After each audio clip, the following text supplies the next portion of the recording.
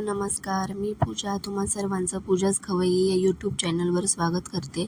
आज आपण नवीन रेसिपी शिकणार आहोत, ती म्हणजे पनीर जालफ्रेजी, ती पण विदाऊट ऑइल. चला तर मग आपल्या रेसिपीला सुरुवात करूया. इथे मी एका टोपामध्ये पाणी घेतलेलं आहे आणि त्यामध्ये पनीरचे क्यूब्स घातलेले आहेत. तर हे आपल्याला उकळून घ्यायचे आहेत. आपल्याला पनीर फ्राय करायचं नाही आहे, त्याच्यामुळे आपल्याला ते एक प्रकारे शिजवून घ्यायचं आहे. आपलं पनीर उकळलेलं आहे आणि हे पाणी मी आता काढून घेतलेलं आहे. तर बघा, आपलं पनीर तयार झालेलं आहे. मी कढई गरम केलेली आहे, त्यामध्ये तेल न घालता जिरे आणि मोहरी घातलेली आहे. तर ही जिरे आणि मोहरी आपल्याला पूर्णपणे भाजून घ्यायची आहे आणि त्यानंतर मी यामध्ये 10 ते 12 लसणाच्या पाकळ्यांचा तुकडे घातलेले आहेत. त्यानंतर मी कांदा आणि टोमॅटो उभे चिरून घेतलेले आहेत, ते सर्व मी यामध्ये भाजून घेणार आहे. यामध्ये आपल्याला कोरडी हळद न घालता ती आपल्याला पाण्यात मिक्स करून ते पाणी आपल्याला यामध्ये घालायचं आहे. तर बघू शकता, मी हळदीचं पाणी यामध्ये घातलेलं आहे आणि चांगल्या प्रकारे ढवळून घ्यायचं आहे. हळदीचं पाणी घातल्यानंतर यामध्ये मी 1 ते 1.5 चमचा लाल तिखट घालते आणि लाल तिखट घातल्यानंतर यामध्ये आपल्याला 1 चमचा पाणी घालायचं आहे, जेणेकरून आपला लाल तिखट मसाला हा चिकटणार नाही.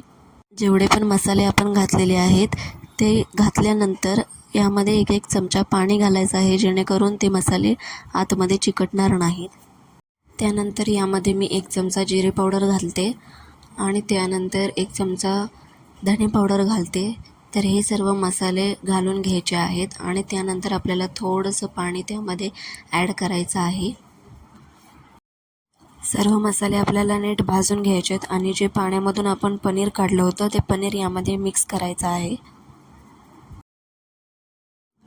तर बघू शकता तुम्ही, यामध्ये मी पनीर घातलेलं आहे आणि हे मी नीट मिक्स करून घेत आहे, जेणेकरून सर्व मसाले या पनीरला लागतील.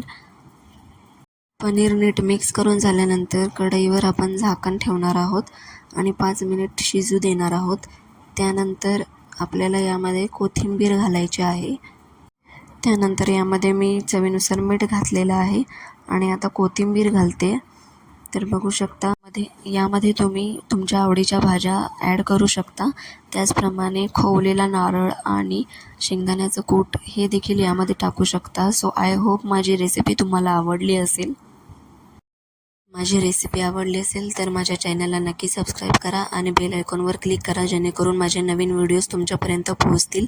धन्यवाद. भेटूया पुढच्या रेसिपीमध्ये.